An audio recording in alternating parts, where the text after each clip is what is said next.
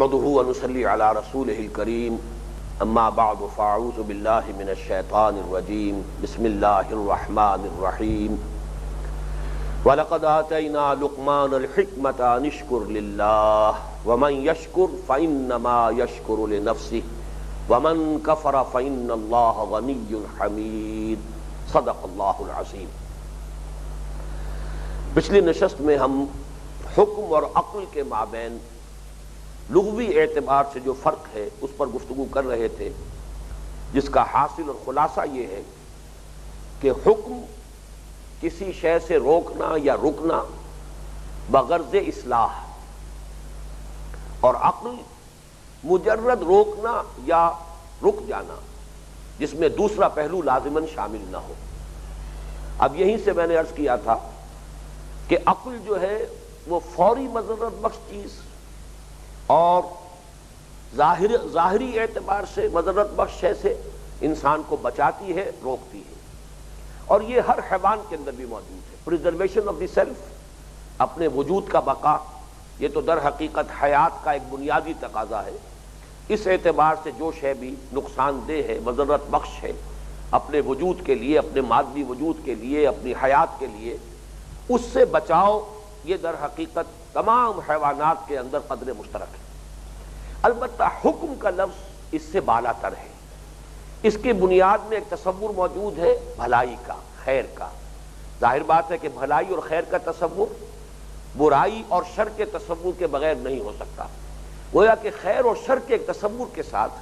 بری چیز سے رک جانا یا روک دینا یہ حکم کا تقاضا ہے لغوی اعتبار سے۔ اب دوسرا نقطہ یہ ہے کہ عقل خالص کی بنیاد پر جب انسان اس کائنات کی گتھی کو سلجھانے کی کوشش کرتا ہے، یہ عقل خالص کا لفظ میں نے استعمال کیا ہے اس لیے کہ پچھلے درس میں میں کانٹ کے حوالے سے اس کی مارکۃ الآراء تصنیف کا ذکر کر چکا ہوں۔ کریٹیک آف پیور ریزن، عقل خالص۔ انسان اگر عقل خالص کی رہنمائی میں اگر وہ اس کائنات کی گتھیوں کو سلجھانے کی کوشش کرتا ہے، حقائق تک رسائی کی کوشش کرتا ہے، تو اس کے نتیجے میں جو علم وجود میں آتا ہے اس کا نام فلسفہ ہے۔ اور وہ لوگ جو اس فلسفے کے عالم ہیں، جاننے والے ہیں، ان کو ہم فلاسفرز کہتے ہیں، فلاسفہ۔ یہ لفظ جو ہے عربی زبان کا نہیں ہے اور یہ قرآن مجید میں کہیں وارد نہیں ہوا۔ اس کے برعکس تیسرا نقطہ یہ ہے کہ جب عقل ان حقائق کی گتھیوں کو سلجھاتی ہے لیکن فطرت سلیمہ کے تابع رہ کر، اگر فطرت سلیمہ کی رہنمائی میں عقل اپنی منزلیں طے کرے تو فطرت سلیمہ، فطرت صحیحہ اور عقل سلیم، ان دونوں کے امتزاج سے جو حقائق وجود میں آئیں گے، جو معرفت انسان کو حاصل ہوگی، جو دانش انسان کو حاصل ہوگی، وہ حکمت ہے۔ چنانچہ انگریزی میں بھی ایسے لوگوں کے لیے سیجز کا لفظ استعمال ہوتا ہے۔ فلاسفر اور ہیں، سیجز اور ہیں، ایک فلاسفہ ہے، ایک حکماء ہے۔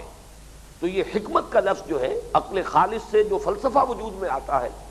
اس کے مقابلے میں یہ در حقیقت فطرت صحیحہ اور فطرت سلیمہ کے تابع رہ کر جب عقل ان گتھیوں کو سلجھانے کی کوشش کرتی ہے تو اس سے جو کچھ حاصل ہوگا اس کا نام حکمت ہے۔ میں یہاں دو انگریزی کے الفاظ جو ہیں وہ آپ کے سامنے لانا چاہتا ہوں۔ فائلولوجی، فائلولوجی ایک لفظ ہے، سائنس آف لینگویجز یا زبان کا علم، زبان کیسے وجود میں آئی، زبانیں، ان کی اصل بنیاد کیا ہے، فائلولوجی۔ اور جسے ہم فلسفی کہتے ہیں، اس کو بھی آپ ذرا تلفظ بدلیے تو فائلوسفی ہے۔ یہ فائلوسفی اور صوفی کہتے ہیں علم کو، وزڈم کو، وہ وزڈم کہ جو زبان سے وجود میں آتی ہے، اس لیے کہ زبان سے تعلق ہے علم منطق کا۔ جب عقل خالص منطق کے اصولوں پر اپنا سفر جاری رکھ کر کائنات کی گتھیوں کو سلجھاتی ہے تو اس سے فلسفہ وجود میں آتا ہے، وہ فائلوسفی ہے۔ فلسفی جسے ہم کہہ دیتے ہیں وہ فلسفہ ہے۔ لیکن جب یہ عقل انسانی فطرت انسانی کے تابع ہو کر اگر یہ سفر کرتی ہے اور انہی گتھیوں کو سلجھاتی ہے تو اب جو شے حاصل ہوگی، جو معرفت میسر آئے گی، وہ حکمت ہے، وہ وزڈم ہے، وہ ہے در حقیقت کہ جس کو قرآن مجید حکمت سے تعبیر کر رہا ہے۔ اسی کا چوتھا نتیجہ یہ نکلتا ہے کہ اگر کسی کی فطرت مسخ ہو چکی ہو، پرورٹڈ نیچر، یا فطرت ہم یہ کہیں کہ مر چکی ہو، قرآن مجید تو یہ تعبیر کرتا ہے کہ بہت سے انسان ایسے ہیں کہ جو زندہ نظر آتے ہیں حقیقت میں زندہ نہیں ہیں، ان کی زندگی صرف ایک حیات مادی ہے، حیات حیوانی ہے، حیات معنوی سے وہ تہی ہو چکے ہیں، محروم ہو چکے ہیں، وہ مردہ ہیں۔ اے نبی جنہیں آپ سنا رہے ہیں یہ زندہ نہیں ہے، مردہ ہے۔ یہ بظاہر آپ دیکھتے ہیں کہ ان کی آنکھیں ہیں، یہ حقیقت میں اندھے ہیں، آپ سمجھتے ہیں کہ یہ سنتے ہیں، حقیقت میں یہ بہرے ہیں۔ تو وہ لوگ جو ہیں لہم قلوب لا یفقہون بہا ولہم اعین لا یبصرون بہا ولہم آذان لا یسمعون بہا اولئک کالانعام بل ھم اضل، انہیں یہ کہہ لیجئے کہ وہ صرف حیوانات بن کر رہ گئے، چوپائے بن گئے ہیں، یا یہ کہیے کہ ان کے اندر کا انسان مر چکا ہے۔ تو یہ اگر شکل ہو، یا تو فطرت مست ہو گئی یا فطرت مر چکی، یا کسی سبب سے فطرت کی گرفت جو ہے عقل کے اوپر وہ مضبوط اور مستحکم نہ رہی۔ اب جو عقل ہے یہ عقل عیار کی شکل اختیار کرے گی۔ وہ جو پیارا مصرع ہے علامہ اقبال کا کہ عقل عیار ہے 100 بھیس بنا لیتی ہے، پھر وہ عقل جو ہے انسان کو اپنی غلط کاری کے لیے دلائل فراہم کرے گی۔ بہت پیارا جملہ ہے جو کبھی مولانا محمد منظور نعمانی صاحب نے استعمال کیا تھا کہ اصل تبدیلی تو انسان کے دل کی تبدیلی ہے۔ انسان کا دماغ یا اس کی عقل تو کرائے کا وکیل ہے، وہ کرائے کا وکیل جو ہے وہ مدعی اگر اسے انگیج کر لے تو وہ مدعی کے حق میں دلائل کے انبار لگا دے گا، اگر مدعا علیہ جو ہے مقدمے کا اگر وہ اسے اپنا وکیل بنا لے تو وہ اس کے حق میں دلیلیں نکال کر دے دے گا۔ تو عقل کا کام تو در حقیقت دلیل فراہم کرنا ہے اس چیز کے لیے جسے قلب کے انتخاب سے انسان نے اپنے لیے قبول کیا ہے۔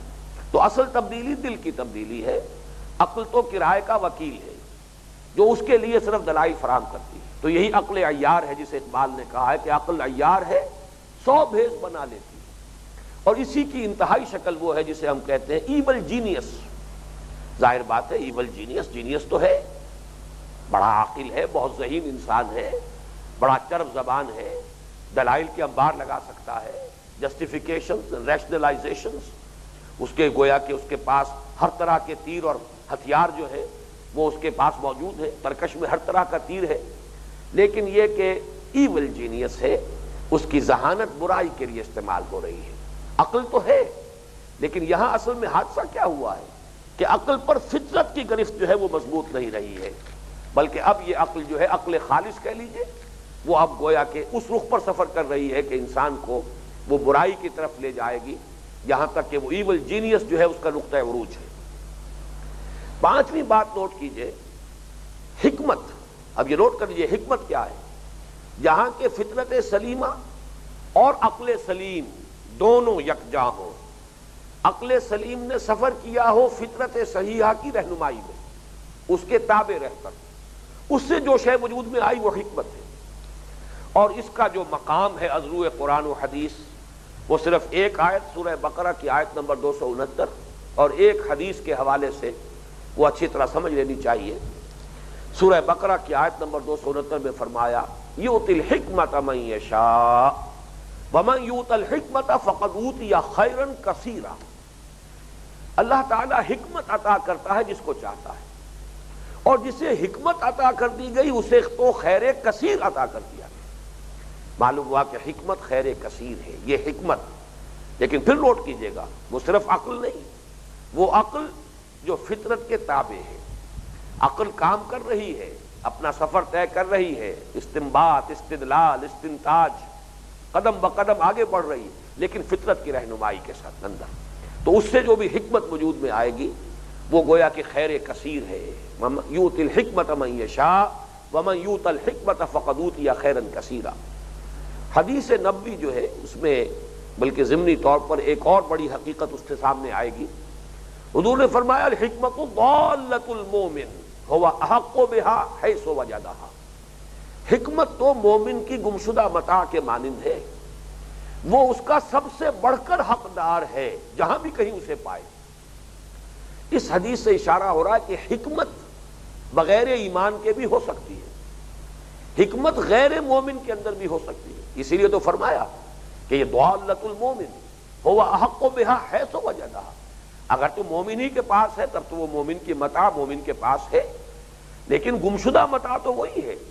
جو کسی غیر مومن کے پاس ہے۔ اس سے معلوم ہوا کہ حکمت اور دانائی، فطرت سلیمہ اور عقل صحیح، ان دونوں کے امتزاج سے جو کچھ انسان کو حاصل ہوتا ہے وہ بغیر ایمان بھی انسان کو میسر آ سکتا ہے۔ اس لیے کہ اسی لیے فرمایا الحکمت ضالۃ المومن هو احق بها حیث وجدها،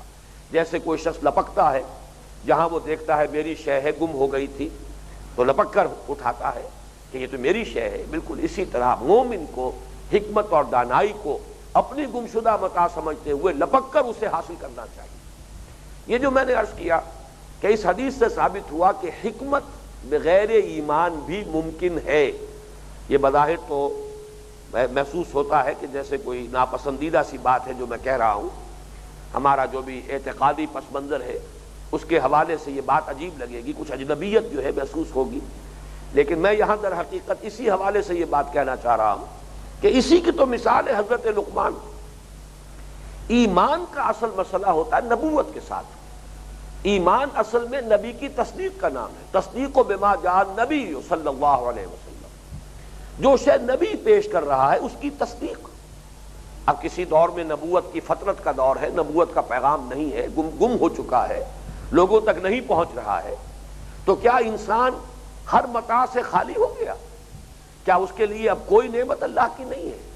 معلوم ہوا حکمت انڈیپینڈنٹ ہے نبوت سے،